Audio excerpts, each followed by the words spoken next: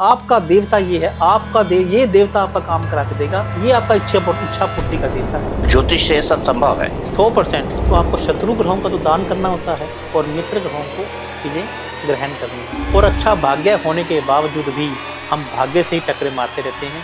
अपने प्रतिद्वंदी को हराने के लिए क्या करना चाहिए, क्या नहीं करना चाहिए, क्योंकि आप तो इच्छा पूर्ति वाले हैं। यदि आपको चुनाव में टिकट लेना है, चुनाव में जीतना है, तो 3rd हाउस का संबंध आपको 11वें घर से स्थापित करना होगा। आपको क्या लगता है तेज प्रताप यादव का पॉलिटिकल करियर बचेगा या जाएगा, खत्म हो जाएगा? बिल्कुल नहीं बचेगा और वह कम बैक करेंगे आज से तकरीबन 10 साल के बाद। प्रधानमंत्री मोदी आने वाला समय क्या कहती है उनकी कुंडली, देश के लिए कितने अच्छे और कितने शुभ हैं इस वक्त? आने वाला 1 साल उनके फेवर में रहेगा और जिसमें बिहार के इलेक्शन भी आ रहे हैं। जब कभी उन्हें लगा कि वे प्रधानमंत्री नहीं रहे हैं, वो अज्ञातवास में चले जाए, ऐसे अज्ञातवास में चले जाएंगे। हम लोग उन्हें ढूंढते रह जाएंगे पर ढूंढने पर भी हमें नहीं मिलेंगे। क्या कहती है अमित शाह जी की कुंडली आपके साथ? अमित शाह जी की कुंडली मैं आपको बताता हूँ, वो भी एक बहुत अच्छी कुंडली है और उनका भी अभी समय बहुत भगवान चल रहा है। ऐसी ही कुंडली योगी जी, वो बोलते हैं सी एंड मार दो, क्योंकि सूर्य की राशि, सूर्य की राशि में है बड़ा नेता, तो बड़े नेता का मर्डर। ये तो बड़ा प्रेडिक्शन कर रहे हैं। आप देख लीजिएगा 2 महीने आएंगे तो आपको ये भारत में ही नहीं पूरे विश्व में देखने को मिलेगा। नमस्कार दोस्तों, मैं हूं दीपक चौरसिया और जिंदगी में ऐसे बहुत कम लोग होते हैं जिनसे मैं बहुत ज्यादा इंप्रेस हो जाता हूं। ऐसे ही एक शख्स से आपको मिलवाने जा रहा हूं। इनके बारे में क्या कहा जाए, जो कहा जाए वो भी कम है, क्योंकि ये एस्ट्रोलॉजी के किंग है। साथ ही साथ मैं आपको ये भी बता दूं, चाहे वास्तु हो, चाहे न्यूमरोलॉजी हो, चाहे अंक विद्या हो, चाहे नाड़ी विद्या हो, चाहे लाल किताब हो, ऐसी तमाम चीजों पर इन्हें महारत हासिल है। इन्होंने कुछ लोगों को ऐसे उपाय दिए हैं कि 9 to 5 का जॉब छोड़कर लोग अब करोड़ों में खेल रहे हैं। समस्या से समाधान तक, इच्छा पूर्ति ज्योतिष, ये इनका नाम है। आचार्य लव भूषण जी मेरे इस वक्त साथ हैं और मैंने आपको बताया मैं इनसे बहुत प्रभावित हूं। मैंने आपको बताया कि किन किन विद्याओं में इनको महारत हासिल है। आचार्य जी, सबसे पहले मैं आपसे समझना चाहूंगा कौन सी विद्या आपको सबसे प्रिय है, ये बताइए पहले। न्यूरोलॉजी हो गई, एस्ट्रोलॉजी हो गई, वैदिक ज्योतिष हो गया, साथ ही साथ अंक ज्योतिश हो गया, नाड़ी विद्या हो गई। देखिए इन सब का जो जिसे हम कहते हैं ना फादर ऑफ द एस्ट्रोलॉजी या फादर, इन सब का जो फादर है वो कहीं ना कहीं ज्योतिष है। और पारस जी ने जो सबसे ज़्यादा इस पे काम किया है वह इन सब का फादर है, वह इन सब का डैडी है। नाड़ी ज्योतिष इसके बाद आई। इस पे बहुत सारे आविष्कार होते रहे समय समय पर। 18 अलग अलग प्रकार से इस पे ज्योतिष पे अध्ययन हुआ है, जिसमें नाड़ी ज्योतिष पे भृगु ऋषि जी ने बहुत ज़्यादा काम किया है। और सबसे ज़्यादा भविष्यवाणियाँ यदि किसी ने की है तो वो भृगु ऋषि थे। तो इसमें कोई डाउट ही नहीं है। न्यूमरोलॉजी एस्ट्रोलॉजी का मात्र 5% ही है और वास्तु भी एस्ट्रोलॉजी के बाद इसका अध्ययन हुआ, इस पर लिखा गया, तो कहीं ना कहीं ये इसका 30 से 40% है, लेकिन इसका फादर एस्ट्रोलॉजी ही है। एस्ट्रोलॉजी ही फादर है जी। तो ज्योतिष के आप किंग है। तो मैं सबसे पहले आपसे ये समझना चाहता हूँ, सफलता, आपने कहा समस्या से समाधान तक, ये आपका टैगलाइन है। आप इच्छा पूर्ति करते हैं, आपको इच्छा बताई गई। अब मेरी इच्छा मैं आपको बताता हूँ। मेरी इच्छा आज ये है कि मैं रात में बहुत चैन से सोऊं। जी, बताइए क्या करना होगा मुझे? देखिए अब इसमें 2 बातें आ गई कि इच्छा पूर्ति और रात को चैन से सोऊं, ये दोनों के अगेंस्ट भाव हैं। इच्छा पूर्ति का जो भाव है वो 11वां भाव है और रात को जो चैन से सोना है वो 12वां भाव है। नींद का जो भाव आसपास कहीं है, 11-12 लेकिन ध्यान रखिए कि 12वें का जो 11वां है, 12वें का जो 12वां है वो 11वां है। यदि आपको चैन से सोना है तो आपको वो इच्छाएं दबानी होंगी जो आपके मन में चल रही हैं। और यदि आपको जब तक नींद ना आए, जब तक आपकी इच्छाएं पूर्ति ना हो, तो आपको कहीं ना कहीं नींद में भी जागना होगा। तो ऐसा एस्ट्रोलॉजी कहा गया। एस्ट्रोलॉजी में ये भी कहा गया कि बिजनेस लाइफ और पर्सनल लाइफ आपके दोनों एंटी है। जैसे मंगल ग्रह उसका होता है 10th हाउस में, और मंगल ग्रह अपनी सप्तम राशि से किसको देखता है? 4th हाउस को। मतलब कि यदि आपको बिजनेस में सक्सेस होना है तो कहीं ना कहीं पर्सनल लाइफ आपकी डिस्टर्ब करता है। मंगल अपनी सप्तम दृष्टि से 4थे घर को देखता है। और यदि आप पर्सनल लाइफ को अच्छा करना चाहते हैं तो गुरु वहाँ पे उसका होता है 4थे घर में, और वह अपनी सप्तम दृष्टि से किसको देखता है? 10th हाउस को। यदि आपने परिवार का ज़्यादा ध्यान देना शुरू कर दिया तो आपका कहीं ना कहीं 10th हाउस, प्रोफेशनल लाइफ खराब हो जाएगी। लेकिन आप अपनी इच्छाओं को पूर्ति करते हुए चैन की नींद सोना चाहते हैं तो ये पॉसिबल है। पहले आपको इच्छा पूर्ति करनी पड़ेगी। अब आराम से सोइए। अब आप भी पैसा कमा रहे हैं और आपका पैसा भी पैसा कमा रहा है, और फिर आप आराम से जी सकते हैं। जिसमें मेरी महारत हासिल है, मैं जिसमें मेरी यूएसपी है कि आप किस प्रकार से अपने पैसे को 100 टाइम कर सकते हैं, मल्टीप्लाई कर सकते हैं, किस प्रकार से अपने नेम एंड फेम कमा सकते हैं। जैसा कि आपको मैंने अपनी ऑफ द कैमरा भी अपनी स्टोरी भी बताई कि जिस अभी ओला कंपनी क्यों इंडिया में आई, क्योंकि ओला के मालिक का जो एक्सपीरियंस था गाड़ी के प्रति अच्छा नहीं रहा। तो इन आवश्यकता आविष्कार की जननी है, तो उन्होंने ओला कंपनी का जनरेशन किया। इसी प्रकार से ओयो कंपनी का मालिक यहाँ पर आया, तो उसका होटल ढूंढने का एक्सपीरियंस अच्छा नहीं रहा। ऐसा ही मेरा जो एक्सपीरियंस है वो एस्ट्रोलॉजी के प्रति अच्छा नहीं रहा, जब मुझे एक अच्छे एस्ट्रोलॉजर की ज़रूरत थी, और जिसने आज मेरे को इंडिया का नंबर 1 एस्ट्रोलॉजर बना दिया। तो आज हम आप क्या ढूंढ रहे थे और आप क्या नहीं ढूंढ पाए जिससे इतनी बड़ी खोज हो गई कि एक एस्ट्रोलॉजी का किंग हमारे सामने बैठा हुआ है? देखिए, ये एक बहुत बड़ी आपने प्रश्न किया कि मैं क्यों ऐसा बना, मैं क्यों ढूंढ रहा था। 2015 में मैं बैंकरप्ट हो गया था। बैंकरप्ट हो गया? बैंकरप्ट, मैं बहुत बड़ा बिल्डर था, मैं अच्छा। बहुत बड़ा काम कर रहा था, और चलते चले बिजनेस में मैं करीब बहुत बड़े बिजनेस में नुकसान में आ गया, और मैं फिगर वो यहाँ पे कैमरे के सामने बोल भी नहीं सकता। और उसके बाद मेरे को कैंसर भी हो गया। ओह। 2015 में। ओह। तो अब जब सभी तरफ से घिर जाते हैं, आपको लगता है कि अभी 3 महीने पहले तो आपके पास एक बंगला है, आप एक आलीशान गाड़ी में घूम रहे हैं, आपके पास दुनिया की समस्त दौलत है जो आपके पास होनी चाहिए थी, और आज आपके पास कुछ भी नहीं है। तो फिर आप एक रास्ता ढूंढते हैं। फिर वैसे ही जैसे एक आम आदमी करता है, मैंने भी एस्ट्रोलॉजर ढूंढने की कोशिश की, और मुझे वो एस्ट्रोलॉजर नहीं मिला जो मेरे को मेरी भावनाओं को शांत कर सके, जो मेरे को एक सही आंसर रास्ता दिखा सके। तो उसने मुझे एक अच्छा एस्ट्रोलॉजर बना दिया, और फिर मैंने सबसे पहले अपने आप को कर्जे से बाहर निकाला, अपने आप को अपनी बीमारी से बाहर निकाला, फिर अपने आप को करोड़पति बनाया। आज मैं एक आलीशान बंगले में रहता हूँ, एक वो जगुआर गाड़ी जो एक आम लोग चाहते हैं। आज मेरी कंपनी की वैल्यू 100 करोड़ से ऊपर की है। आज मेरे बैंक में मैं बात करूँ तो 5 से 10 करोड़ पे बैलेंस है, और आज मुझे कोई एरोप्लेन भी लेना हो तो मुझे किसी से पूछने की ज़रूरत नहीं है, मुझे 1 रुपये की लोन लेने की ज़रूरत नहीं है। तो पहले मैंने ये साबित किया है कि हाँ, एस्ट्रोलॉजी की मदद से मैंने वो सब अचीव किया है जो लोग चाहते हैं। और ज्योतिष से सब संभव है? 100%। ज्योतिष बनी ही राजा महाराजाओं के लिए थी, ज्योतिष बनी ही देवी देवताओं के लिए थी, कि जिन देवी देवताओं ने, अब ये देवी देवता और राजा महाराजा जो हमारे ही ऋषि, हमारे ही संत महाराज, तो इन्हीं के लिए तो एस्ट्रोलॉजी बनी थी। आम आदमी के तो रहस्य तो अब खुले हैं जाकर, नहीं तो आम आदमी को तो इससे दूर रखा गया था कि आपको तो अपना काम कीजिए। हम उनको तो बांट दिया, आप शूद्र हैं, आप वैश्य हैं, और आप ये हैं, आप ये काम कीजिए। राजा महाराजा खुद ही वास्तु करते थे, खुद ही ज्योतिष करते थे, खुद ही बड़े बड़े यज्ञ करते थे। पहले कहाँ आम आदमी को ज्योतिष के बारे में बताया गया था, आप बताइए। तो ये 100% ज्योतिष जो राजा महाराजाओं के लिए और देवी देवताओं के लिए बनी थी। अब देखिए, जो पुराने देवी देवता हैं, पुराने देवी देवता हैं, वो हजारों साल कैसे जी लेते थे, क्योंकि इन्होंने 9 ग्रहों से बाहर भी जो यूरेनस, प्लेटिनम जो प्लैनेट हैं, इनको अपने कंट्रोल में कर रखा था, इन्होंने अपने को कब्जे में कर रखा था। तो इनके पास विद्याएं थी जो ज्योतिष में हमारे यहाँ बताई गई। ठीक है, मैं अब आपसे पूछता हूं कि आपने क्या पढ़ा, कैसे पढ़ा और कैसे अपनी समस्या का समाधान निकाला, ताकि मैं आगे जाऊं, चुनाव में जाऊं, इस पर जाऊं कि टिकट लेने वालों को क्या करना चाहिए, क्या नहीं करना चाहिए, जीतने के लिए क्या करना चाहिए, क्या नहीं करना चाहिए, अपने प्रतिद्वंदी को हराने के लिए क्या करना चाहिए, क्या नहीं करना चाहिए, क्योंकि आप तो इच्छा पूर्ति वाले हैं। आपने क्या पढ़ा ज्योतिष में और कैसे अपनी समस्या का समाधान निकाला? ये दर्शक ये जानना चाहेंगे जब आपने इतनी बड़ी स्टोरी हमको सुना दी है। देखिए, मैं आपको सबसे पहले तो ये बात आपको बताना चाहूँगा, एक होती है सुप्रीम पावर। सुप्रीम पावर जैसे ब्रह्मा, विष्णु, महेश, माँ दुर्गा, माँ लक्ष्मी, माँ सरस्वती। हम लोग जानने में सीधा सुप्रीम पावर की ही पूजा करते हैं। जैसे मान लीजिए एक भारत की बात करता हूँ, तो मोदी जी हैं, तो मोदी जी के नीचे 40 से 50 डिपार्टमेंट है। अब आपको जल विभाग से कोई काम है, तो आप यदि गलती से परिवहन विभाग में जाएंगे तो काम हो जाएगा। यदि आप मोदी जी से संपर्क करेंगे तो मोदी जी क्या बोलेंगे, ये परिवहन विभाग का काम है, पहले आप वहाँ पे जाकर अपनी बात कीजिए। तो उसी प्रकार से हमारे 33 कोटि देवी देवता हैं। 33 कोटि मतलब 33 करोड़ जिसे कहा जाता है, वैसे बेसिक 33, जिसमें से 6 हमारे सुप्रीम पावर हैं, और बाकी जो 27 नक्षत्र में बांट दिए। हमें ये मालूम होना चाहिए कि हमारा जो देवता कौन है, हमारा अति मित्र देवता कौन है, जो सबसे मेरी यूएसपी है, यूनिक है, वो इंडिया में कोई नहीं बताता है। कि मैं उसे बताता हूँ कि आपका देवता ये है, ये देवता आपका काम करा के देगा, ये आपका इच्छा पूर्ति का देवता है। ऐसे हमारा इच्छा पूर्ति का देवता है, ऐसे हमारी इच्छा पूर्ति का एनिमल है, पशु है, पक्षी है, फल है, जो मैं बोलता हूँ आपको नहीं खाना है। इसी प्रकार से जो 9 ग्रह हैं, उनमें से 3 ग्रह हमारे होते हैं जो हमारे शत्रु हैं, और हम जानने अनजाने में उन्हीं शत्रु ग्रहों को अपने पास में इकट्ठा कर लेते हैं। और 3 ग्रह हमारे मित्र होते हैं और 3 ग्रह हमारे न्यूट्रल हैं।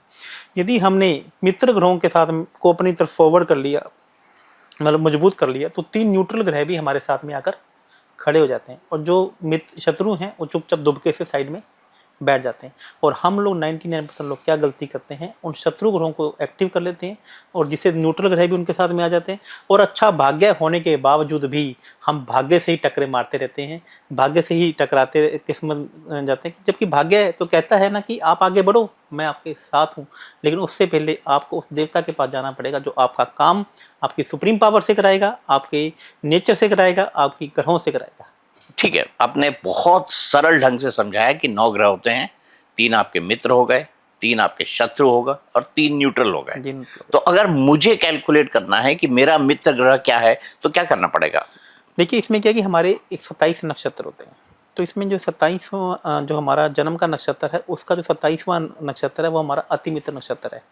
ऐसे 9वां होता है, ऐसे 18वां होता है, वह हमारे अति मित्र नक्षत्र है। तो उनके कुछ देवी देवता होते हैं, उनकी हमें पूजा कर, उनके कुछ पर्टिकुलर मंत्र हैं, उनकी कुछ साधनाएं हैं, जो हमें यंत्र हैं वो हमें करने पड़ते हैं। इसी प्रकार से जन्म का नक्षत्र से तीसरा जो ग्रह है वह हमारा विपत का है, जो 5वां है वो हमारा प्रत्यरी का है, और जो 7वां है वो हमारा वध का है। वध का मतलब क्या है? मृत्यु तुल्य कष्ट। और जानने जाने में हमने उसी का जेम्स पहन लिया या वही चीज़ें हम खा रहे हैं, तो इसका मतलब है कि हमने अपने शत्रु ग्रह को क्या कर लिया? अपने तरफ बलवान कर लिया। तो आपको शत्रु ग्रहों का तो दान करना होता है और मित्र ग्रहों को चीज़ें ग्रहण करनी है। और हम लोग जानने जाने में क्या कर देते हैं, जो मित्र ग्रह उनके तो दान कर देते हैं और शत्रु ग्रह को अपनी तरफ अटेट कर लेते हैं। मैं एग्जाम्पल से आपको बताना चाहता हूँ। जैसे मान लीजिए कि किसी का राहु ग्रह है, जैसे राहु तो लोगों ने बदनाम कर दिया, जैसे फिर भी आपको राहु ग्रह मान लीजिए किसी का शत्रु है या राहु ग्रह किसी का मित्र है, किसी को नहीं पता है। आज सब लोग राहु के उपाय अंधाधुंध करते जा रहे हैं। हो सकता है राहु आपका अति मित्र हो, और जो राहु दे सकता है वह तो कोई दे ही नहीं सकता, और हम जाके राहु के उपाय करे जा रहे हैं। शनि आपका शत्रु है और हमने हाथ में नीलम डाल रखा है, हमने हाथ में लोहे का कड़ा डाल रखा है, हम काले कपड़े पहन रहे हैं। तो हमें ये पहले देखना है। अब गुरु ग्रह किसी का खराब है, हम आम पे आम खाए जा रहे हैं। जैसे ही आप आम खा रहे हैं और आपके चेहरे पे पिंपल हो रहे हैं, तो इसका मतलब गुरु ग्रह कहीं ना कहीं आपको बुरे प्रभाव दे रहा है। तो आपको ये देखना है कि आपकी कुंडली में 3 ग्रह कौन से शत्रु हैं और ऐसे कौन सा नक्षत्र, जैसे मैंने आपको बताया 9वां, 18वां, 27 आपके अति मित्र नक्षत्र हैं। और आपकी कुंडली का जो 11वां भाव है वह आपकी इच्छा पूर्ति का भाव है। आपने सीक्रेट मूवी देखी होगी, उसमें क्या बोला जाता है कि आप अपनी इच्छाएं, अपनी जो विजन बोर्ड है वो घर पे लगा दीजिए। यह एक अधूरा सच है।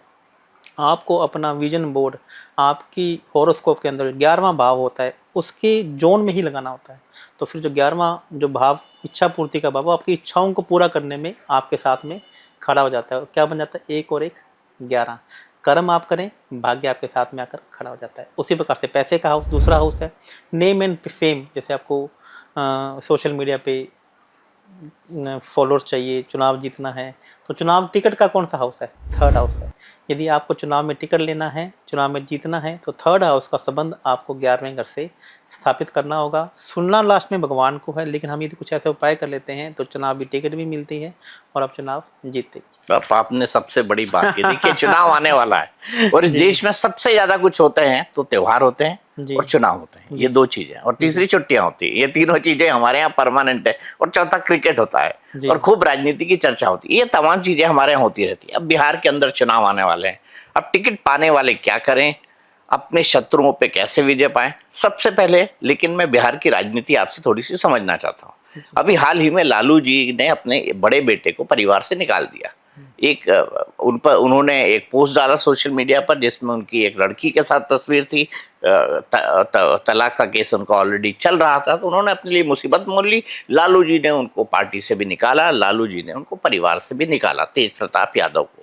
तो आपको क्या लगता है ये कौन से ग्रह हैं जो पिता और पुत्र में झगड़ा करा रहे हैं? सूर्य शनि, इसमें कहीं कोई डाउट नहीं है। यदि मैंने तेज प्रताप यादव की कुंडली भी देखी तो उनमें पितृ दोष एक बहुत बड़ा मुख्य कारण भी है, और घर का सुख भी उनकी कुंडली में कहीं ना कहीं नहीं है। और उनकी कुंडली में कुछ ऐसे योग भी बन रहे हैं जो उनके पिताजी से भी झगड़ा कराएंगे, उनका अपने भाई से भी कराएंगे, उनका अपनी मदर से भी कराएंगे, और उनकी वाइफ से भी करवाएंगे। तो उनकी कुंडली में घर का सुख जो का योग है वह बहुत कम है। और मैं आपको ये बात बताता हूँ, दिखाना अलग होगा और अंदर से चीज़ें अलग होंगी। ये जो लालू जी हैं दिखाने के लिए कुछ और कर रहे हैं, और अंदर से आज भी वह उनके साथ में कहीं ना कहीं है, और अंदर से उनकी पूरी मदद करेंगे जो उनसे हो सकती है। लेकिन आप तो कह रहे हैं झगड़ा भी होगा। झगड़ा सूर्य शनि थे, तेज प्रताप यादव हैं, उनका कहीं ना कहीं मनमुटाव उनके पिताजी के साथ आज भी रहेगा, कल भी रहेगा। वो लालू जी उनके लिए जान ही क्यों ना दे दें, तेज प्रताप उनका कभी एहसान नहीं मानेंगे। तो आपको क्या लगता है, तेज प्रताप यादव का पॉलिटिकल करियर बचेगा या जाएगा, खत्म हो जाएगा? बिल्कुल नहीं बचेगा, और वह कम बैक करेंगे आज से तकरीबन 10 साल के बाद।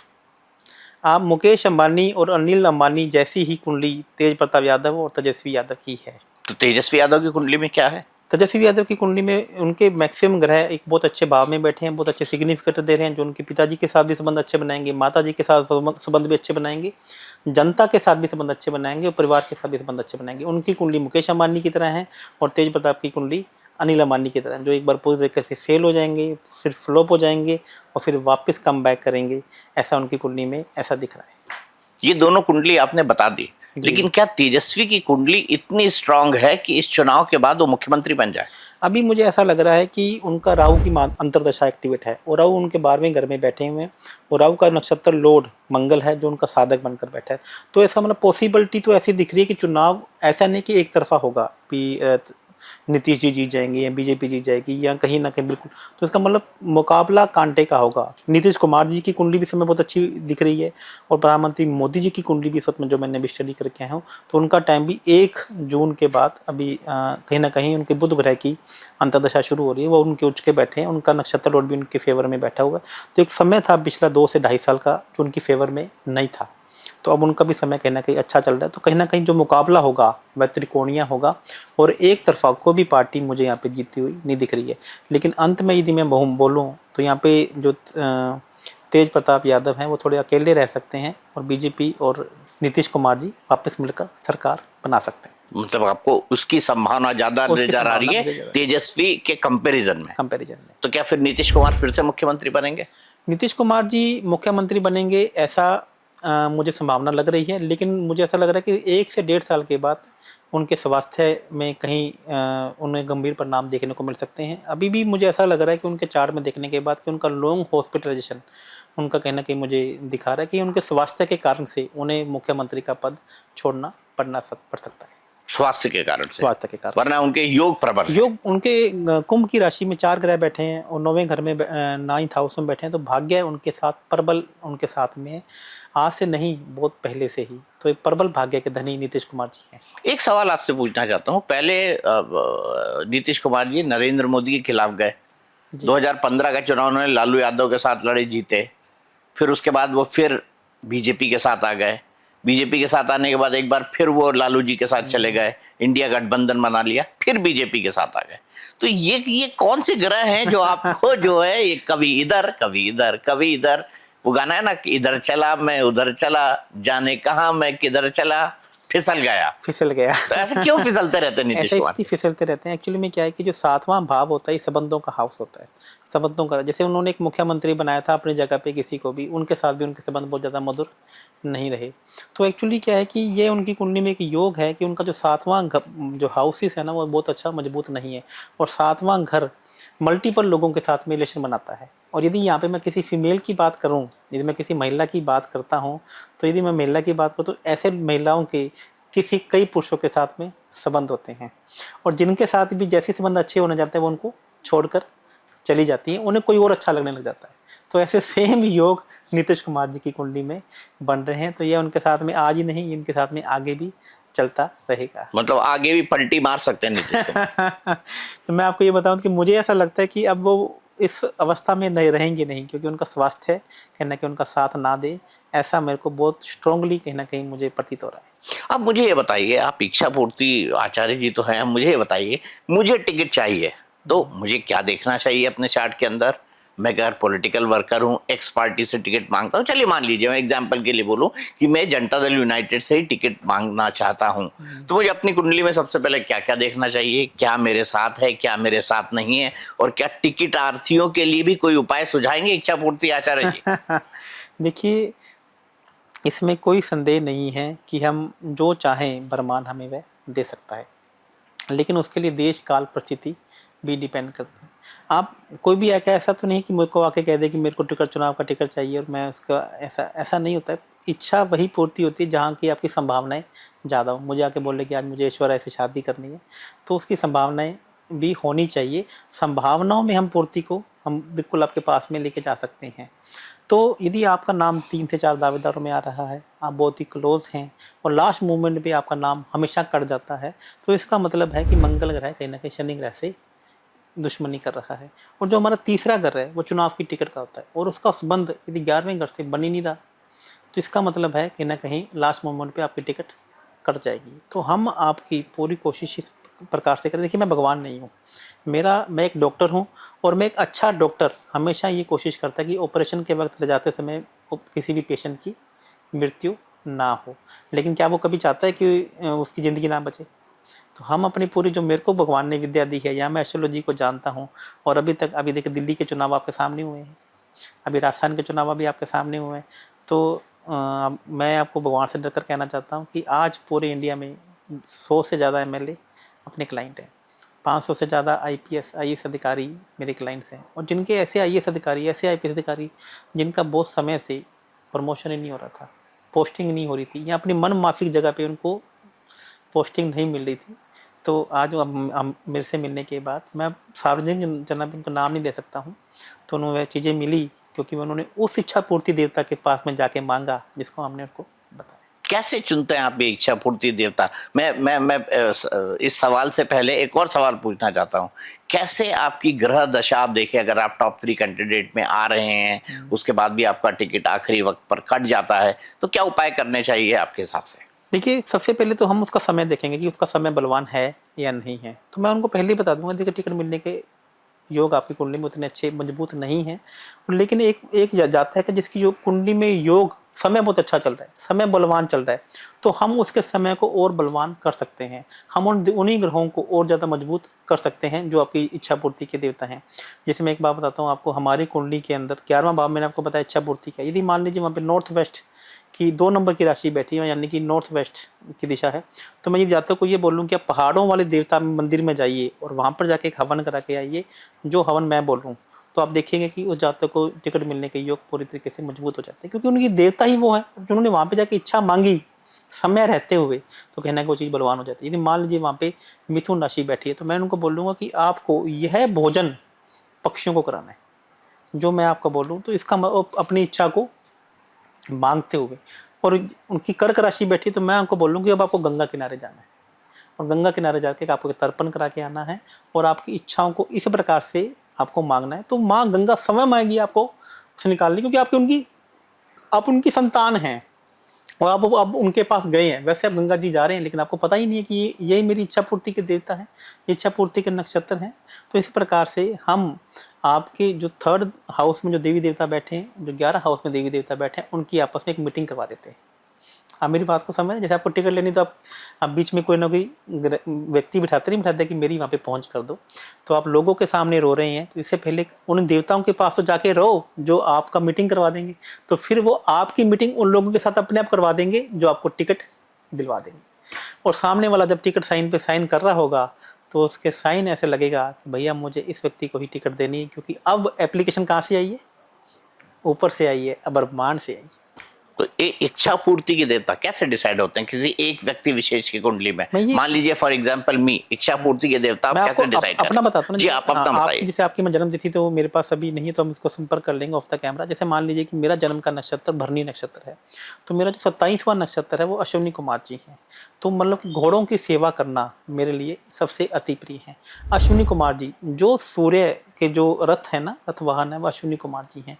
तो यदि मैं सूर्य की 2 घोड़ों वाली तस्वीर, अब लोग क्या करते हैं 7 घोड़ों वाली तस्वीर अपने घर पे लगा लेते हैं, लेकिन अश्विनी कुमार जी के कितने घोड़े हैं? 2 घोड़े हैं। तो 2 घोड़ों वाली तस्वीर आपको पूर्व में लगानी है। अश्विनी कुमार जी की मेरे को सेवा करनी है। मैं अश्विनी कुमार जी का मंत्र अश्विनी नक्षत्र में करता हूँ। आप मेरी बात को समझने की कोशिश करें। और जो मेरा पौधा है वो कुचला का पौधा है, और उनको पानी देते समय मुझे कौन सा मंत्र बोलना है, और मेरी जो इच्छा पूर्ति की दिशा है वह नॉर्थ वेस्ट है। तो ये आपकी जन्म तिथि से हम आपको देख के बता सकते हैं। और जो मेरे शत्रु ग्रह हैं वह शनि, राहु और चंद्रमा है। अब मुझे उनको कैसे मनाना है, तो जैसे मैं आपको अपने बारे में बता रहा हूँ, इसी प्रकार से मैं लोगों को बताता हूँ कि शनि ग्रह, अब शनि ग्रह का मुझे सबसे अच्छा मैं आपको एक उपाय बताता हूँ। जैसे मान लीजिए किसी का शनि, लोग ये शनि ग्रह के उपाय सरसों का तेल ही समझते हैं, जबकि शनि ग्रह का सबसे अच्छा उपाय है बर्फ़। 9 ग्रहों में से सबसे यदि ठंडा ग्रह है वह शनि ग्रह है। यदि आपको शनि ग्रह को अपनी फेवर में करना है तो आप मंदिर में बर्फ़ का डोनेशन करना चालू कर दीजिए। आप गरीब लोगों को, छोटी बच्चियों को बर्फ़ के गोले खिलाना चालू कर दीजिए। आइसक्रीम लोगों को खिलाना चालू कर दीजिए। तो शनि ग्रह यदि आपके कहीं खराब भी सिग्निफिकेंट दे रहे हैं तो आपके शत्रु भी बैठे हैं तो भी वाकई उच्च हो जाएंगे। ठीक है, अब मैं यहाँ से आगे चलता हूँ। देखिए, आपने इच्छा पूर्ति के बारे में तो बता दिया, आपने टिकट वालों के लिए वो बता दिया, लेकिन वो लोग जो टिकट लेना चाहते हैं उनको क्या डूज होने चाहिए, क्या करना चाहिए उनको और क्या नहीं करना चाहिए? जो लोग आपको सुन रहे होंगे, और आपको तो पता है राजनीति में हर कोई कभी काउंसलर बनना चाहता है, कभी एमएलए बनना चाहता है, कभी एमपी बनना चाहता है, फिर मंत्री बनना चाहता है, फिर मुख्यमंत्री बनना चाहता है, फिर प्रधानमंत्री बनना चाहता है। आदमी की महत्वाकांक्षाओं की कोई सीमा नहीं, और महत्वाकांक्षाएं होनी चाहिए। जब आदमी बड़ा सपना देखे तभी बड़ी जगह पर पहुंच सकता है। तो मुझे बताइए क्या करना चाहिए और क्या नहीं करना चाहिए ऐसे लोगों को? देखो, पहले तो आपको ये देखना चाहिए कि आप किंग हैं या किंग मेकर हैं। इसमें भी दो मैं आपकी बातें बताऊंगा। जैसे अभी मैं मोदी जी की कुंडली देख रहा था और अभी अमित शाह जी की हमने कुंडली देखी। मोदी जी और योगी जी की जब आप कुंडली देख रहे थे तो मोदी जी और जो योगी जी हैं वो किंग हैं।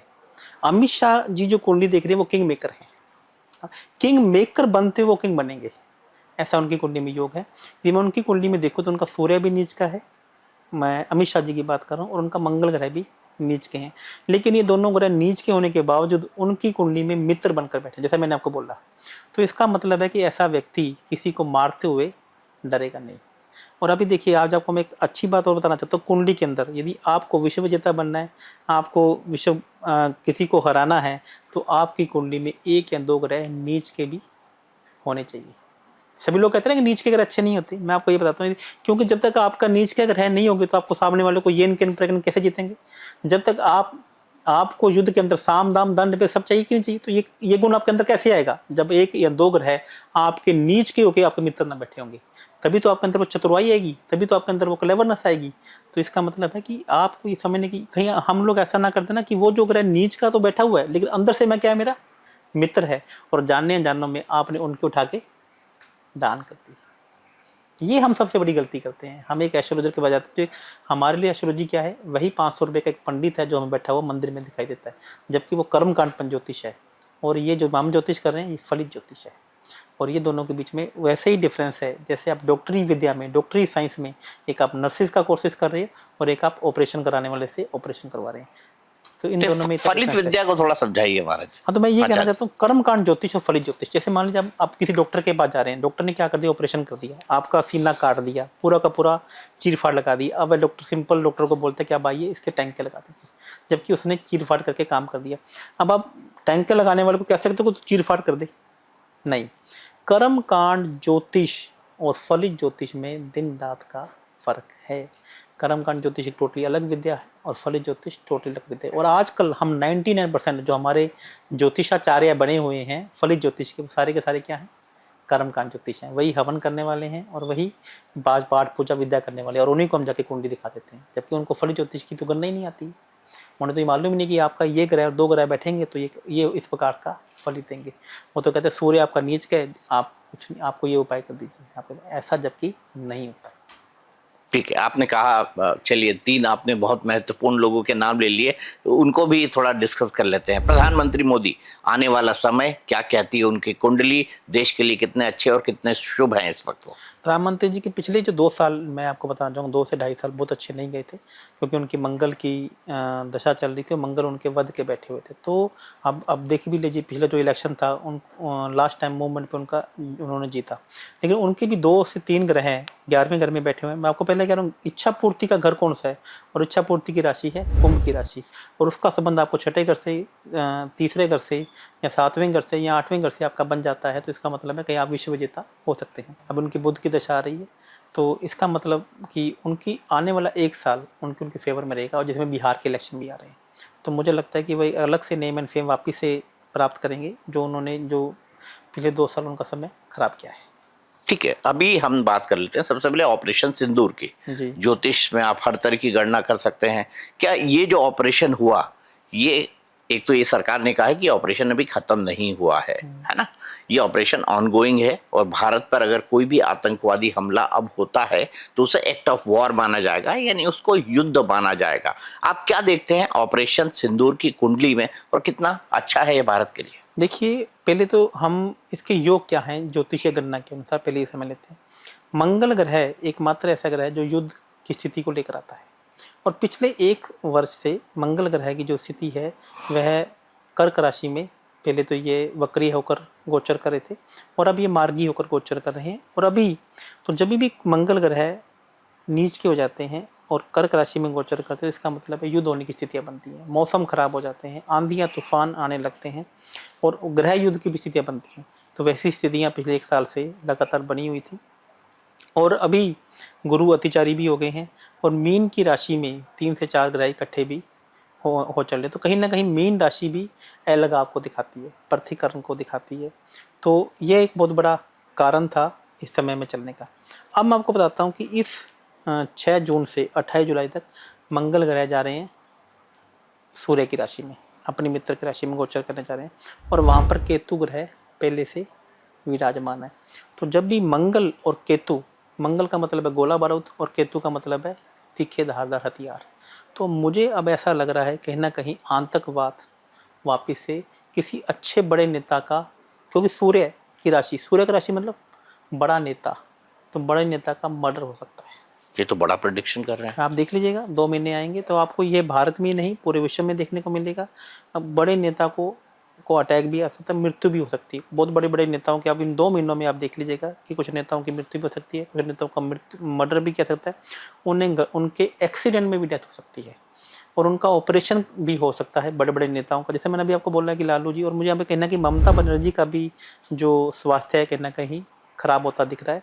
और मैं 2-3 अभिनेताओं का नाम यहाँ पे, ममता बनर्जी को मैं व्यक्तिगत तौर पे बहुत अच्छी तरह जानता हूँ, बड़ा संयमित जीवन जीती हैं वो, बहुत कम खाती हैं, वॉक करती हैं और आप देखिए बिल्कुल फिट हैं वो। पिछले 20 साल से आप देखेंगे तो उनकी कद काठी में किसी भी तरह का कोई परिवर्तन नहीं है। भाग्य है जी, भाग्य बलवान है। तो मैं यहाँ पे आपको दिखाऊंगा कि कुछ बड़े बड़े नेताओं का ऑपरेशन होगा।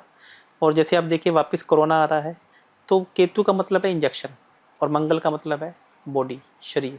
तो आपकी शरीर में इंजेक्शन लगने का बार बार योग बन रहा है। 2-3 मैं बड़े बड़े यहाँ पे अभिनेताओं का नाम मैं ऑन द बोर्ड नहीं लेना चाहूँगा, क्योंकि मेरी वैसी हैबिट नहीं है मैं किसी को डराऊँ या किसी को करूँ।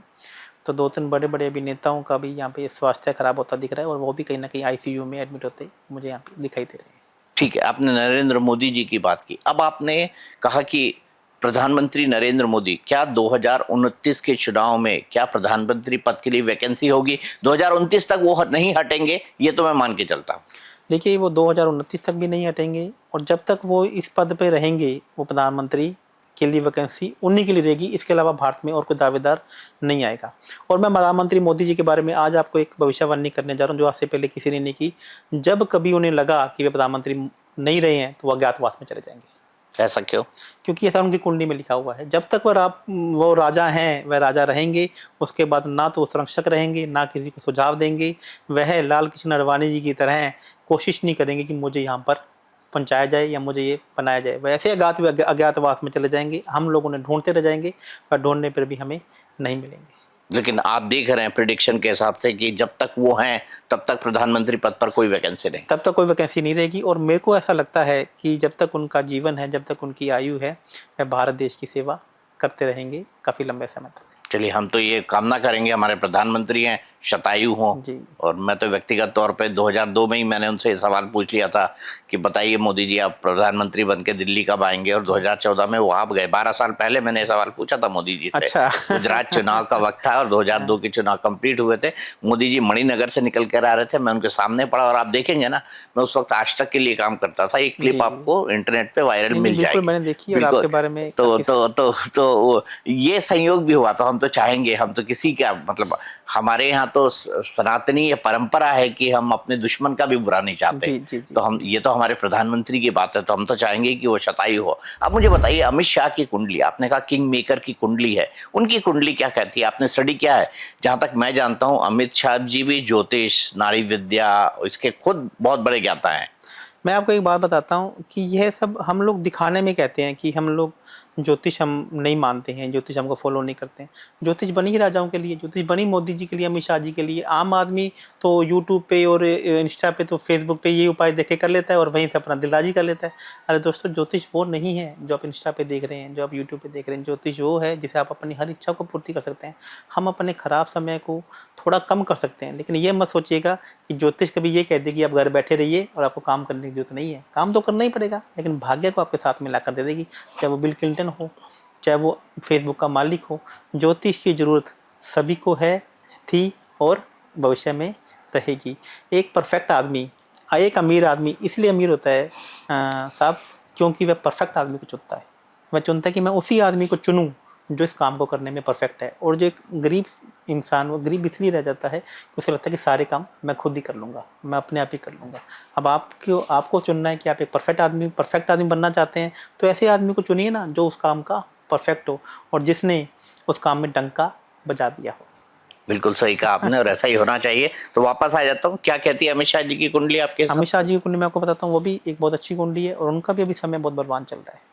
तो ये ध्यान रखिए, मैं मोदी जी की कुंडली देखूँ, यदि मैं अमित शाह जी की कुंडली देखूँ, तो यहाँ पे यदि मैं, इसमें भी ना दो तरीके के नेता होते हैं, उदारवादी नेता और एक उनको क्या वर्ड में यूज, उग्र नेता। जैसे मोदी जी कहीं ना कहीं एक उदारवादी और उग्रवादी नेता की दोनों के उनके अंदर एक गुण है। लेकिन मैं अमित शाह जी की बात करूं तो उनके अंदर सारे के सारे गुण उग्र नेता के हैं, उदारवादी नेता के उनके अंदर गुण नहीं है। जैसे मान लीजिए आप किसी युद्ध के मैदान में जाते हैं तो एक सामने वाला सैनिक आपको कह देता है कि मेरे को मत मार, मेरे बीवी बच्चे हैं, मेरे बीवी बच्चे अनाथ हो जाएंगे। तो यदि कोई सैनिक ये सोच के उसको छोड़ दे कि ये ऐसी मेरे से बात कर रहा है तो इसको मार दिया, तो वो खड़ा होता है और सामने वाले को शूट कर देता है। तो अमित शाह जी इस बात पे बिलीव नहीं करते हैं। ऐसी ही कुंडली योगी जी की, वो बोलते हैं सी एंड मार दो। तो यह जो अमित शाह जी की कुंडली है ना, कि सामने वाले को देखते ही मार देना, तो यह कहीं ना कहीं उग्र प्रवृत्ति का जो नेता है वह आपको कुछ समय के लिए तो अच्छा लगता है, लेकिन लॉन्ग समय में लोग आपको एज ए लीडर देखना पसंद नहीं करते। सेम ऐसा ही योगी जी की कुंडली में भी है। वह भी कुछ लोग आपको कुछ समय के लिए तो बहुत लाइक करेंगे, लेकिन कुछ समय के बाद आपके विरोध में आकर खड़े हो सकते हैं। जैसे आप देखिए योगी जी के चुनाव में, देखिए अभी यूपी का चुनाव हुआ तो उनके ही पार्टी वाले उनके खिलाफ में खड़े हो गए, तो जनता उनके साथ में थी। तो कहीं ना कहीं योगी जी को और अमित शाह जी को, यदि आपको एक भविष्य का प्रधानमंत्री बनना है तो आपको उग्र प्रवृत्ति के साथ साथ में उदारवादी प्रवृत्ति भी अपने साथ में लेकर आनी पड़ेगी, जो नरेंद्र मोदी जी के अंदर 100% मुझे कहीं ना कहीं दिख रही है। और ये प्रिडिक्शन आपका उनकी कुंडली के हिसाब से? कुंडली के हिसाब से है। ऐसा क्यों होता है? किसी कुंडली में क्या ऐसा होता है जो आपके नेचर को इस तरह से बनाता है, स्वभाव को? मैं आपको एक आतंकवादी और एक आईपीएस की कुंडली में का दोनों का डिफरेंस बताता हूं। पर ये उदाहरण थोड़ा गड़बड़ है। हम एक नेता की बात करें। चलिए हम एक पॉजिटिव और एक नेगेटिव, उस तरह से नेगेटिव की थोड़ी सी बात करते हैं कि जैसे सूर्य और मंगल हमारी जब कुंडली में एक अच्छे हमें रिजल्ट देते हैं, तो इसका मतलब है कि हम देश के प्रति ईमानदार हैं। और यदि सूर्य और मंगल हमारी कुंडली में नीच के होकर हमारे शत्रु हो जाते हैं, तो इसका मतलब क्या है कि हम अपने ही देश के प्रति खिलाफ हो सकते हैं। तो यहाँ पे अमित शाह जी की कुंडली में क्या आ रहा है कि सूर्य और मंगल उनके नीच के तो हैं, लेकिन अंदर से मित्र हैं। तो इसका मतलब है कि उनके अंदर उग्र प्रवृत्ति तो है, लेकिन उग्रवादी नहीं है, देश के खिलाफ नहीं है। आप मेरी बात को समझ रहे हैं? यदि यहीं पर सूर्य और मंगल नीच के होकर भी उनके शत्रु हो जाते हैं, तो उनकी जो गतिविधियां होती देश के खिलाफ हो जाती हैं। तो यहाँ पर ये ऐसा ज्योतिष में एक योग बनता है, सूर्य और मंगल का है। तो एक आतंकवादी क्या होता है कि सूर्य मंगल उनका नीच के होकर भी शत्रु हो जाते हैं, तो उनकी जो कार्य एक्टिविटी है वो देश के खिलाफ हो जाती है। तो ये ग्रह जो योग हैं मोदी जी की और अमित शाह जी की कुंडली में बन रहे हैं, और योगी और मोदी जी की कुंडली में नहीं बन रहे हैं। और जहाँ पर मैं आपको ये भी बताता हूँ, जो मुझे भी अंदर से जो दिखा रहा है कि योगी जी की और शाह जी की जो कुंडली है वो भी आपस में मिलान नहीं कर रही है, ये आपस में अंदर से शत्रुता रखते हैं। ऐसा कुंडली कह रही है? ऐसा कुंडली कहती है। और कारण क्या है इसका? आपस में जो इनकी जो राशि है और इनके जो नक्षत्र हैं वो आपस में दूसरे के शत्रु हैं। मतलब आप ये कहना चाह रहे हैं दोनों राजनीतिक तौर पर सेम पेज पर नहीं है? नहीं, पेज पे एक ही प्लेटफॉर्म पे ये कभी भी खड़े नहीं हो सकते हैं। खैर बड़ी बात कर रहे हैं। चलिए आगे चलते हैं। तो राजनीति से थोड़ा इतर आते हैं और बात करते हैं इच्छा पूर्ति की। भाई आदमी को सबसे ज्यादा किस चीज की कामना होती है? अगर आपको सुखी जीवन जीना हो तो आपके पास सबसे पहले क्या होना चाहिए? निरोगी काया होनी चाहिए। तो क्या ग्रह ऐसे हैं जो आपके स्वास्थ्य पर असर डालते हैं, और उससे बचने के लिए आपको क्या करना चाहिए? क्या आप बीमारी प्रिडिक्ट कर सकते हैं? क्या आप ये प्रिडिक्ट कर सकते हैं कि आने वाले समय में आपको ये हो सकता है, तो इसके बचाव के ये साधन है? जी, देखिए ये आपने एक बहुत अच्छा क्वेश्चन किया। हेल्थ, हेल्थ में हमारी जो हॉरोस्कोप में 2 भाव होते हैं, मारक भाव और बाधक भाव। अभी तक भारत में ये एक एस्ट्रोलॉजी की विडंबना रही है कि बोल दिया जाता है कि तेरी मारक की दशा चल रही है, और तेरे मारक की दशा सबके लिए बहुत अच्छी होती है, क्योंकि जो मारक का भाव है वो द्वितीय भाव और 7th हाउस है, और यही तो पैसा देने वाले हैं। तो मारक के हेल्थ इशू तभी आते हैं जब मारक और बाधक भाव आपस में युति बनाते हैं।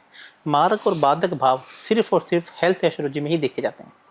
अब मान लीजिए कि किसी का लगन का स्वामी उसका मारक और बाधक बन जाता है, तो उसको जीवन पर्यंत हेल्थ इशू का सामना करना पड़ता है। और कभी कभी ऐसा भी हो जाता है कि उसकी जो दशा अंतदशा मारक और बाधक की चलेगी। आप ये समझने की कोशिश, अकेले मारक ही नहीं मैं कह रहा हूँ, मारक और बाधक की चलेगी, तभी उसकी कुंडली में एक प्रॉमिस बनता है उसको क्रोनिक डिसीज होने का। और इसके साथ साथ में क्या है कि हमारी कुंडली में 6ठा 8वां भाव होता है। 6ठा 8वां भाव कहीं ना कहीं हमें हेल्थ इशू को दिखाता है। यदि आपकी हेल्थ इस प्रकार से प्रॉमिस करती है कि आपका 6ठा 8वां भाव एक्टिवेट हो रहे हैं और ऊपर से मारक और बाधक भाव भी एक्टिवेट हो रहे हैं, तो कहीं ना कहीं आपका लॉन्ग, जैसा भी मैंने नीतीश कुमार जी के बारे में बताया, तो इसलिए मैंने क्यों बताया कि उनके वे दोनों भाव भी एक्टिवेट हो रहे हैं और कहीं ना कहीं 6ठा 8वां भाव 12वां भाव भी एक्टिवेट हो रहे हैं, तो कहीं ना कहीं आपको हॉस्पिटलाइज की तरफ या एक ऑपरेशन की तरफ या एक हेल्थ इशू की तरफ लेके जाने के योग बनाते हैं। क्या करना चाहिए ऐसे में? देखिए, यदि हम उन ग्रहों, जैसे जो ग्रह हमारे पीछे पड़ गए हैं या पीछे पड़ने वाले हैं, यदि आप पहले ही जाके उनके जाके आगे नतमस्तक हो जाते हैं, आप उनको जाके पहले ही पाँव पड़ जाते हैं, यदि आपको पता लग गया कि शत्रु ग्रह है, ये मुझे मारेगा, तो आपके पास 2 ही रास्ते हैं। या तो आप शस्त्र उठा लो, आप उनसे बलवान हैं, और यदि आपको लगता है कि वो मेरे से बलवान है, तो आप उनके जाके झुक जाइए। अब यदि आप ग्रहों की बात करते हैं, अभी देवी देवताओं की बात करते हैं, तो बलवान कौन है? ओबियसली बलवान नेचर है, ओबियसली बलवान ग्रह हैं। तो हमें यदि ये पता लग जाए कि ये ग्रह हमारे लिए शत्रुता निभा रहा है, तो पहले ही उनके चरणों में जाके चले जाइए, उनके जाके माफ़ी मांगिए। उनका जो पौधा है, उनका जो पक्षी है, उसको इतना खाना खिलाइए, उनको इतना सामने वाला जो खुश होकर क्या बोले, तेरा कल्याण हो, और जैसे ही उसके मुंह से निकला नहीं है और आपका काम हुआ नहीं है। मैं आपको भगवान से डरकर कहता हूँ दीपक चौरसिया जी, मैंने पिछले जो भी मैं 7-8 साल से एस्ट्रोलॉजी को एज ए प्रोफेशनल ले रहा हूँ, कम से कम भी 1000 पेशेंट होंगे जिन्हें, मैं यदि गलत कह रहा हूँ तो मतलब भगवान तो साक्षी है ना, जिन्हें हमने बेड से उठाकर चलता किया है। ऐसे हमने कम से कम भी 100 पेशेंट ऐसे होंगे जिनको डॉक्टर ने जवाब दे दिया था कि ये कल तक भी जिएंगे या नहीं जिएंगे, तो एकदम से उनका हमारे पास फ़ोन आया और हमने उनको बेड से उठाया। हज़ारों पेशेंट ऐसे हो गए जिनकी हमने जो किडनी का जो वो चलता है ना, क्या डायलिसिस, डायलिसिस, ओके। तो उनसे हमने उनको बाहर निकाला है। तो ऐसा मतलब ऐसे कुछ प्रोमिस हैं, यदि आप या तो डॉक्टर से लड़ते रहिए, या फिर भाग्य से लड़ते रहिए, या फिर उन ग्रहों की जाके पास चले जाइए ना जो आपका शत्रु बैठा है, तो हो सकता है कि आपको बहुत जल्दी वहाँ से रिकवरी होने का योग मिल जाए। ठीक है, आपने हेल्थ के बारे में कही। हेल्थ में लोग ये देखते हैं कि जब हेल्थ किसी की खराब होती है, सब कुछ खराब होता है, सब कुछ गड़बड़ा जाता है। तो आप एक आम इंसान से, या जो ये पॉडकास्ट सुन रहा है, इससे क्या कहेंगे कि हेल्थ को लेकर उसको क्या क्या प्रिकॉशंस रखने चाहिए ज्योतिष विद्या के अनुसार, और किन किन चीज़ों को उसको इंडिकेटर मानना चाहिए कि शायद ये अब गड़बड़ होने का संकेत है, और आप तुरंत एक अच्छा कंसल्टेशन कीजिए? जी, देखिए सबसे पहले तो सोच लीजिए कि आपका पहला, 5वां, 9वां और 11वां भाव हमें अच्छी हेल्थ को दिखाता है।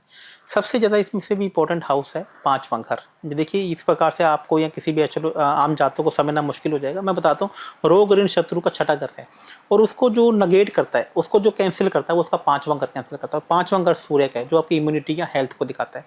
यदि आपको सूर्य को बलवान करना है, तो आप सबसे पहले एक नियम बना लीजिए कि आपको नंदी को, बैल को गुड़ खिलाना है या उन्हें पानी पिलाना है। ये एक नियम मान लीजिए। सूर्य को आपको जल चढ़ाना है, सूर्य को आपको नमस्कार करना है, यदि आपको लंबे समय तक जीना है, लंबे समय तक हेल्थ रहना है। ये एक बेसिक नियम हो गई, आपकी फर्स्ट एड हो गई है जो आपको करना है। इसके साथ में जो इंद्र देवता, सूर्य देवता का जो पौधा है, जो वृक्ष है, वह बरगद का पेड़ है। यदि आप बरगद के पेड़ में संडे को छोड़कर मीठा जल चढ़ाना भी शुरू कर देते हैं, तो कहीं ना कहीं वह ग्रह आपसे प्रसन्न रहता है, तो आपको लंबी आयु का एक वरदान आपको प्रदान करता है। ये तो एक हेल्थ है। तो उसके खिलाफ आपको देखना पड़ेगा कि आपकी रोग ऋण शत्रु में कौन कौन सा ग्रह आपका बाधक बनता है।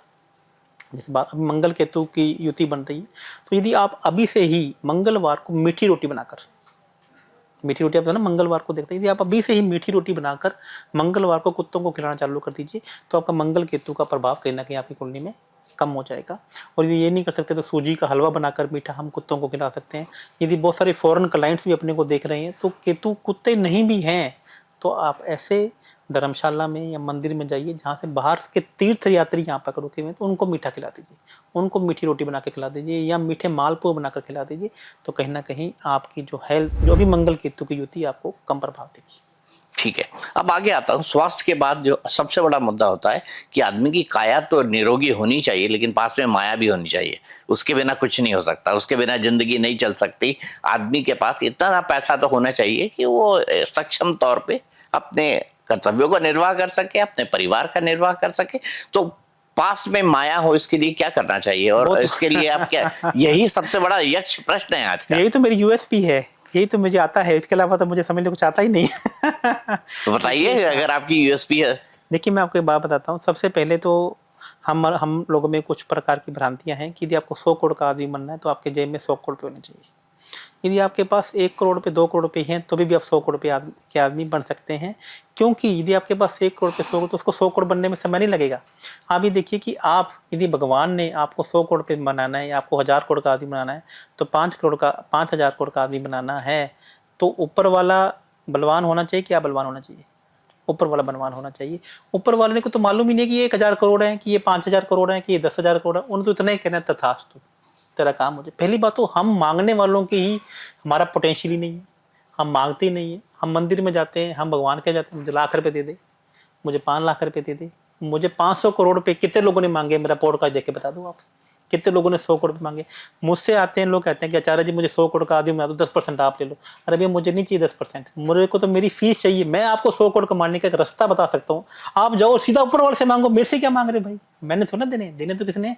ऊपर वाले ने। जैसा मेरे को मेरे भगवान ने 100 करोड़ का बनाया है तो पैसा मैं आपको बता दूंगा। ऊपर वाले ने, देखने वाले ने नहीं देखना, देखना आपको है। आपको तो एक रास्ता पता होना चाहिए कि आपको काम कौन सा करना है। जैसे मैंने आपको बोला कि 3 ग्रह आपके शत्रु ग्रह होते हैं और आपने गलती से भी उन्हीं ग्रहों का काम कर लिया, भटकते रहो, करते रहो। जितना कमाओगे उतना वापस दे जाएगा, क्योंकि वो कुछ आता ही नहीं कमाना। या आप उनके पैर ही पड़ जाओ या उनके चरणों में धुल जाओ, भैया गलती हो गई महाराज, हम आपके चरणों में आ गए हैं। जो आपका हिस्सा आपको पहुंचाते रहेंगे, आपके जनप्रिय को पहुंचाते रहेंगे, आपके लोगों को पहुंचाते रहेंगे। प्लीज हमारा काम हमारे पास रहने दो। तो ये कुछ 100 करोड़ रुपए कमाना और 1000 करोड़ रुपए कमाना, आज हमारे राजा महाराजाओं के पास लाखों करोड़ रुपए थे, हजारों करोड़ रुपए थे, कोई बड़ी बात नहीं है दोस्त। एक एक जातक, एक एक लोग 1-1 करोड़ रुपए कमा सकते हैं। और इस मिथ को हमें निकालना पड़ेगा कि 1 करोड़ रुपए कमाना है तो 1 करोड़ रुपए आपके खाते में होना चाहिए। आपके पास 5 लाख भी है, क्योंकि वो पैसा टिकना चाहिए ना, वो मन की शांति होनी चाहिए। आते पैसा टिकने के लिए, चलिए ये बता दीजिए, मेरे पास आते हैं 100 रुपए आए 200 उड़ते हैं। हाँ। अब मुझे बताइए पैसा टिकने के लिए क्या करना चाहिए? पैसा टिकने के लिए क्या करना चाहिए? अब देखिए अच्छा जी, पैसा क्या है?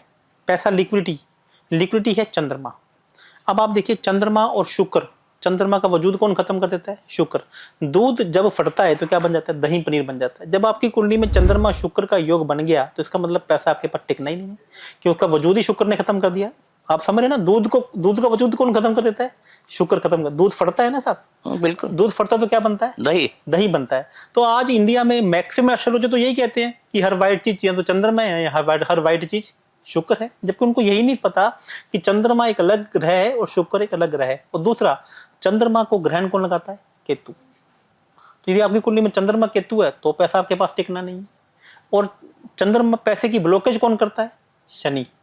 अब देखिए कि जब दूध फटता है, शुक्र बनता है, तो उसको पहले जाग तो लगाओगे तभी तो फटेगा। तो केतु क्या है? नींबू। आप जैसे चंद्रमा में नींबू डाल दिया तो आपका दूध फट जाएगा, पैसा टूकेगा ही नहीं। और तीसरा क्या है? शनि। शनि कौन है? बर्फ। पानी बहता जा रहा है और जैसे ही आप देखो ग्लेशियर बने तो क्या बन गया? पानी का प्रवाह रुक गया। तो चंद्रमा के प्रवाह को रोकता कौन है? शनि। आज मैक्सिमम लोगों की कुंडली के अंदर चंद्रमा शनि, चंद्रमा केतु, चंद्रमा ये है, और लोग चंद्रमा राहु के उपाय करे जा रहे हैं। अरे राहु तो आपके पैसे को क्या कर रहा है? मल्टीप्लाई कर रहा है। तो हमें आपकी कुंडली को देखना पड़ेगा ना। मैं जनरली आपकी कुंडली में एक उपाय देख के आपको बता देता हूँ। यदि आपकी कुंडली में चंद्रमा शनि है तो पहले मेरी बात को देखने की, यदि आपकी कुंडली में चंद्रमा शनि है तो इस बात को पहले देख लीजिएगा। ऐसा नहीं हो कि चंद्रमा केतु के उपाय कर दिए। चंद्रमा शनि है तो आपको चलते पानी में बादाम बहाने हैं। चंद्रमा शनि है तो आपको बर्फ की सिल्लियां मंदिर में डोनेट कर दीजिए, गरीबों के घर में डोनेट कर दीजिए। आपके घर में जितनी बर्फ पड़ी है वो खुद मत यूज कीजिए, सारे के सारे काम वाली को दे दीजिए। ये चंद्रमा केतु की युति है, तो मतलब क्या हो गया, नींबू पानी, नींबू पानी पिलाइए। गर्मी का टाइम आ रहा है, 6 जून का टाइम आ रहा है, केतु मैंने क्या हो गया, नींबू शिकंजी, जो भी आपके घर पे आए नींबू पानी पिलाना चालू कर दीजिए। केतु का मतलब क्या हो गया, शरणार्थी। केतु का मतलब रेलवे स्टेशन पे देखो लोग पहले पानी नहीं पिलाते थे, लोगों को पानी पिलाना, शरणार्थी को पानी पिलाना चालू कर दीजिए। 20 लीटर पानी पिलाना, कुत्तों को पिलाना चालू कर दीजिए। और चंद्रमा यदि आपके शुक्र है तो मीठे चावल बनाइए, उसके अंदर देसी घी डालिए, उसके अंदर चीनी डालिए, गरीब लोगों को खिलाना चालू कर दीजिए। ये एक फर्स्ट एड आपको बता दी है, आप मेरी बात को समझ रहे हैं ना, तो ऐसा तो आपको ये बता दिया कि पैसा रुकेगा तभी जब चंद्रमा के साथ में आप इन ग्रहों की युतियों को तोड़ोगे। आप बिना अंधाधुंध उपाय मत कीजिए। एक मैंने यहाँ पे लोग बता दिए कि तो पैसा ही पैसा हो जाएगा, शुक्र ग्रह पैसा देता है। ये ध्यान रखिए, पैसा शुक्र ग्रह नहीं, पैसा 3 ग्रह देते हैं। पैसा देने वाली राशियां कौन कौन सी हैं, वृषभ राशि, कन्या 2, 6, 10 मकर राशि। और इच्छा पूर्ति की 3 राशियां कौन कौन सी हैं, कुंभ, तुला और मिथुन राशि। तो इसका मतलब हो गया इन जो इनके लोड हैं वह हैं बुध, शुक्र और शनि।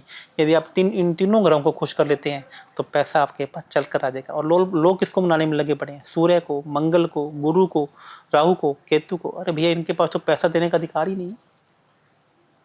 पैसा देने का अधिकार ही 3 ग्रहों के पास है, बुध, शुक्र और शनि।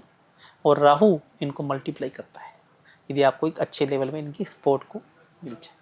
तो चलिए, आपने बहुत अच्छी सलाह दे दी है। अब मुझे ये भी बताइए और ये भी समझाइए कि आदमी जिससे आत्मसंतुष्टि मिले, ऐसी कई सारी चीजें हम करना चाहते हैं लेकिन कर नहीं पाते, तो इसके लिए किस तरह के उपाय होने चाहिए ताकि कोई इंसान चैन की नींद सो सके? क्या चैन इस जीवन में संभव है? ज्योतिषी गणनाएं क्या कहती है? देखिए, 12वां घर या फिर मीन राशि आपकी डिस्टर्ब है तो आपको नींद नहीं आएगी।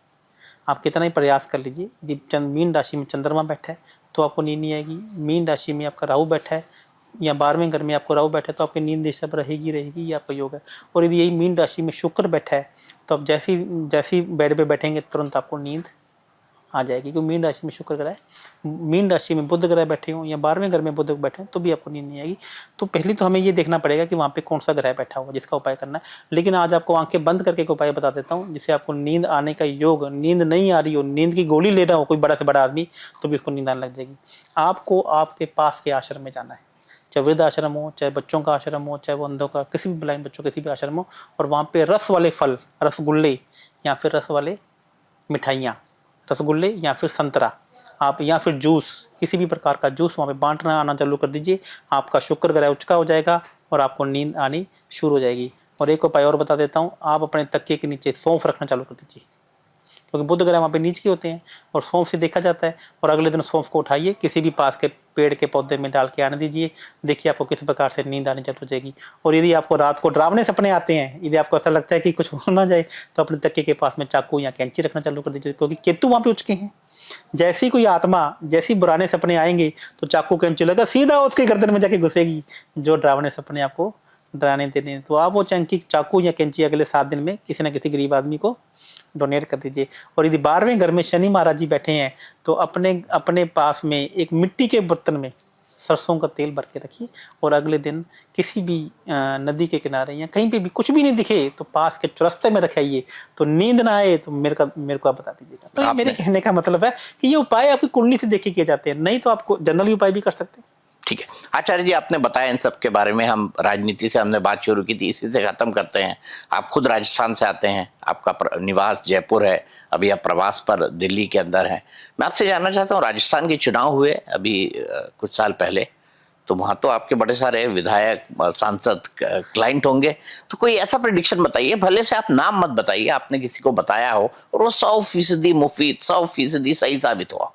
देखिए, मैं आपको अभी आप देखेंगे कि बहुत सारे यदि मंत्रिमंडल में ऐसे चेहरे शामिल हुए जिनकी उम्मीद भी आप नहीं कर सकते थे। अभी दिल्ली के चुनाव हुए तो वहाँ पे भी बहुत सारे मंत्री ऐसे बने जिनकी आप उम्मीद भी नहीं कर सकते। तो कहीं ना कहीं बहुत सारे लोग हमसे जुड़े हुए हैं। और मैं भी आपको बताऊंगा कि अभी राजस्थान में वापस से मंत्रिमंडल का फेरबदल होने वाला है और मंत्रिमंडल नए लोग मंत्री भी बनाए जाने वाले हैं। तो मेरे कुछ जातक जो मेरे क्लाइंट, मेरे कुछ एमएलए हैं, तो आने वाले टाइम में आप उनको मंत्री बनते हुए देखेंगे। और मैं आपको एक बात और बताना चाहता हूँ, भारत के इतिहास में एस्ट्रोलॉजी को एक कला माना गया है, एक विज्ञान नहीं माना गया है। तो हमने भारत सरकार को, राजस्थान को और सरकार को एक पत्र भी हम लिखने जा रहे हैं, एक ये कि इसको कला नहीं, इसको विज्ञान मानना जाए, कला के साथ साथ में विज्ञान भी माना जाए। क्योंकि जब इसकी यूनिवर्सिटी हैं, आप इसके बारे में पढ़ाते हैं, तो इनकी तरफ से भी आपको एक मंत्री पद में मनोनीत तरीके से लेके जाना चाहिए। और ये भगवान ने आप हमें हमारा साथ दिया, तो आप देखेंगे कि ज्योतिष से आपको भारत सरकार में एक मंत्री पद भी आने वाले समय में आपको देखने को मिलेगा। ज्योतिष मंत्रालय आप ही क्या? आज इस बात की भविष्यवाणी मैं आपके माध्यम से करना चाह रहा हूँ। और ज्योतिष तो पढ़ना चाहिए, हमारी इतनी पुरानी पुरातन सनातनी विद्या है, और इस सनातनी विद्या का तो सम्मान होना चाहिए लोगों। लेकिन लोगों ने समय समय पर इसको नुकसान पहुंचाया, इसके बारे में अफवाहें उड़ाई, इसके बारे में अलग अलग तरह की भ्रांतियों का प्रचार किया, इसको ढकोसला बताया, क्या क्या नहीं बताया आचार्य जी। इसके पीछे का कारण कहीं ना कहीं हम लोग ही हैं कि और हम अपनी विद्या के प्रति जागरूक नहीं हो पाए। इसमें गलती हमारी इसलिए भी नहीं है क्योंकि हमारी 4 पीढ़ियों से पहले हमारे जो ग्रंथ थे वो मुगलों के द्वारा उठाकर अफ़गानिस्तान में लेके चले गए, और वहाँ से वह ग्रंथ पूरे विश्व में फैल गए। जैसे अभी मैं न्यूमरोलॉजी की बात करता हूँ, तो ये चाइना, जो जितनी भी भारत में न्यूमरोलॉजी चल रही है, ये हमारी विद्या ही नहीं है। हम लोग तो कैलेंडर को फॉलो ही नहीं करते, इंग्लिश कैलेंडर को। आप बताओ, क्या कभी आपने दीपावली देखी कि एक ही तारीख को आती है? क्या आपने कभी होली देखी कि एक ही तारीख को आती है? हम तो तिथि को फॉलो करते हैं। और ये जन्म तिथि कहाँ से, ये डेट ऑफ कहाँ से आगे मूलांक और भाग्यांक, ये तो टोटली चाइना की विधि है, जिनको हमारी साइंस, मैं आपको एग्जांपल से बताता हूँ, हमारी साइंस 100% थी, बहुत सारे ग्रंथ तो जला दिए गए, उसमें से आधे 50% ग्रंथ उठा के अफगानिस्तान में या ईरान इराक में लेके चले गए। तो कितने परसेंट विद्या गई है हमारे यहाँ से? 50%। और 50% का 25% पहुंची चाइना के पास। तो चाइना ने, जो आज इंडिया में जो फेंग शुई वास्तु लोग लागू करते हैं, उनको 25% विद्या समझ में आई। 25% यदि उनको समझ में आई, पहुंची उनके पास 25%, तो उनको समझ में कितनी आई होगी? 10 से 12%। और 10 से 12% उन्होंने अपने ऊपर लागू किया, तो उनको इतना फ़ायदा हो गया। और वहीं से इंडिया के न्यूमरोलॉजिस्ट और फेंग शुई वास्तु वाले उनसे 5% सीख के आज भारत के अंदर उनको अप्लाई कर रहे हैं। और आज इंडिया के लोगों को इसलिए डराया जा रहा है कि तेरा नॉर्थ ईस्ट में टॉयलेट है तो तेरे को कैंसर होगा, तेरा साउथ वेस्ट में एंट्री है तो तू तो मारा गया, तेरा कोने का घर है तो आप बर्बाद हो गई। मैं आपसे पूछना चाहता हूँ साहब कि ऐसा कौन सा महल है जो इंडिया में कोने का नहीं है? कौन से राजा के महल के बगल में महल था? कभी सो के देखा आपने? हर महल कोने का है, हर महल चीज़ें हैं। आपको मालूम है, जब वनवास हुआ था तब माँ ककई माता कोप भवन में जाके रोने लगी थी। उन्होंने, दशरथ ने पूछा कि ककई कहाँ है, तो वो कहते कोप भवन में है। कोप भवन का मतलब यहाँ पे हमारा एक रुद्र भवन कहा गया है, जिसे हम आज की डेट में टॉयलेट बाथरूम का जगह ये मानते हैं। तो ये वास्तु आज का नहीं है, ये वास्तु जन्मों जन्मांतर का पुराना है। लेकिन जो आप वास्तु फॉलो कर रहे हैं भारत के अंदर, वह चाइना का वास्तु, फेंग शुई वास्तु है, वह भारत की विद्या का 10% भी नहीं है। आचार्य जी, अगला पॉडकास्ट इसी पर होगा, इसी पर होगा इसी पर होगा, और लंबी बातचीत होगी। आज की बातचीत काफी दिलचस्प थी। हमने राजनीति से लेकर जीवन में सफल कैसे बनना है, इन तमाम मुद्दों पर बात की। आचार्य जी, आपका बहुत बहुत धन्यवाद। इसी तरह हमारी बातचीत होती रहेगी, और समय समय पर हम आपसे इन तमाम मुद्दों पर, जो है जिसको बोलते हैं ना, गरम गरम चर्चा करते रहेंगे। हमारी ये चर्चा चाय पे भी हो सकती है, कॉफी पे भी हो सकती है, लेकिन चर्चा जरूर होगी। बहुत बढ़िया सर। चलिए, बहुत बहुत शुक्रिया। हमारे इस पॉडकास्ट में आज के लिए इतना ही। आपको कैसा लगा लिखकर बताइए। साथ ही साथ ये भी बताइए कि आपको इन पॉडकास्ट के सुनने के बाद क्या इस विषय में कुछ नई जानकारी मिल पा रही है। अगर आप मिलना चाहते हैं, बात करना चाहते हैं, तो आपको पता है क्या क्या डिटेल्स हैं उसके, वो डिटेल्स इसके अंदर पड़े हुए हैं। बस मैं सिर्फ चलते चलते यहाँ पर ये कहना चाहूँगा कि मेरी कोशिश ये होती है कि हर विधा, हर कला के लोगों से आपको मिलाऊं। अभी ज्योतिष की बारी है, और भी मुद्दे आएंगे, और भी लोग आएंगे, और भी अलग अलग रंग के, अलग अलग फील्ड के, अलग अलग विधा के मास्टर और फेमस लोग आएंगे, जिनसे हम ये पॉडकास्ट लगातार करते रहेंगे।